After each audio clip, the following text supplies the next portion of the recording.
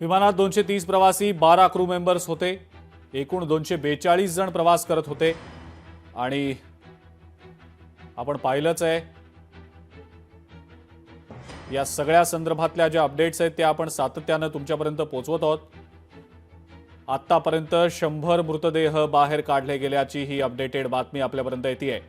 100 मृतदेह आतापर्यंत बाहेर काढले गेलेले आहेत। मृतांचा आकडा आणखी वाढण्याची भीती देखील व्यक्त होतीये।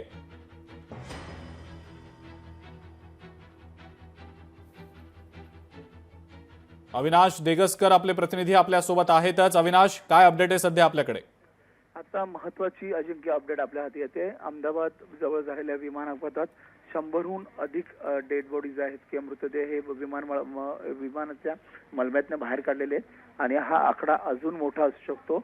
आज दुपारी एअर इंडियाचे बोईंग 787 ड्रीमलाइनर विमान अहमदाबादमध्ये कोसळलेलं आहे। हे विमान लंडनच्या दिशेने जात होतं, पण काही मिनिटातच अगदी 4 मिनिटातच हे विमान कोसळलेलं आहे आणि त्यासोबतच या विमानामध्ये विजय रूपानी माजी मुख्यमंत्री गुजरातचे यांच्यासह 242 प्रवासी होते। यात केबिन क्रू आणि वैमानिकांचाही समावेश होता। या प्रवाशांमध्ये 53 ब्रिटिश, 7 पोर्तुगीज आणि 1 कॅनेडियन नागरिक होता। त्यासोबत 169 भारतीय प्रवासी होते अशी माहिती आपल्या येते। या विमानाने AI-171 विमानाने 1:38 उड्डाण घेतलेलं होतं आणि दुपारी बरोबर 1:40 हे विमान कोसळलेलं आणि यासोबतच अधिकची माहिती ही मिळते की यात जे काही वाचलेले आहेत त्यांच्या मध्ये दुर्घटनेमध्ये जे वाचलेले आहेत, जखमी झालेले प्रवासी आहेत, त्यांचा मृतांचा आकडा अजूनही मोठा होऊ शकतो। त्यासोबतच सुमित सुब्रवाल यांनी केलेला शेवटचा कॉल हा आपल्या कॉल काय केलेला आहे याची माहिती आपल्याकडे आलेली आहे। मे डे या नावाने कॉल केलेला होता।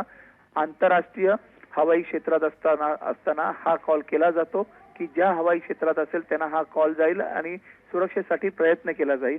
यासोबतच हे विमान ज्या ठिकाणी कोसळलेलं होतं ते विमान हे इंटर्न कॉलेज मेडिकल कॉलेज होतं, त्या डॉक्टरांसाठी वसतिगृहात बांधण्यात आलेलं होतं आणि त्यात अंदाजे 50 ते 60 इंटर्न डॉक्टर त्यावेळेला जेवत होते आणि ते मोठ्या प्रमाणावर गंभीर जखमी झालेले। विमानाचा भाग कोसळल्यावर ही इमारत अक्षरशः पेटून निघालेली। आजूबाजूच्या इमारती आहेत त्या कोसळलेल्या, 3-4 मजली इमारती आहेत त्या कोसळलेल्या होत्या आणि त्यासोबतच इतर नागरिकही जखमी झाल्याची माहिती। ठीक आहे अविनाश, तुमच्याकडनं या संदर्भातल्या अपडेट्स घेतच राहू आपण। पंतप्रधान नरेंद्र मोदी यांनी सुद्धा या सगळ्या संदर्भात एक्स वर आता पोस्ट केलेली आहे। The tragedy in Ahmedabad has stunned and saddened us. It is heartbreaking beyond words.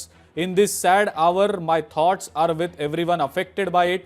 Have been in touch with the ministers and authorities who are working to assist those affected. अशा आशयाचं हे tweet जे आहे पंतप्रधान नरेंद्र मोदी यांच्या official Twitter अकाउंटवरून आता काही वेळापूर्वी, काही मिनिटांपूर्वी करण्यात आलेलं आहे आणि पंतप्रधानांचं हे ट्विट आता समोर आलेलं आहे। त्यासोबतच यूकेच्या पंतप्रधानांचं ट्विट देखील काही वेळापूर्वी समोर आलेलं होतं। आपण याच संदर्भातल्या अपडेट्स सातत्याने जाणून घेतोय। रेस्क्यू ऑपरेशन करण्यासाठी अनेक यंत्रणा सध्या कार्यान्वित आहेत।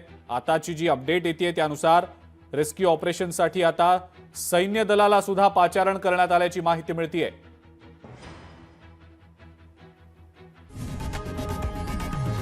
लोकशाही मराठी ऐका, पहा, जागरूक रहा।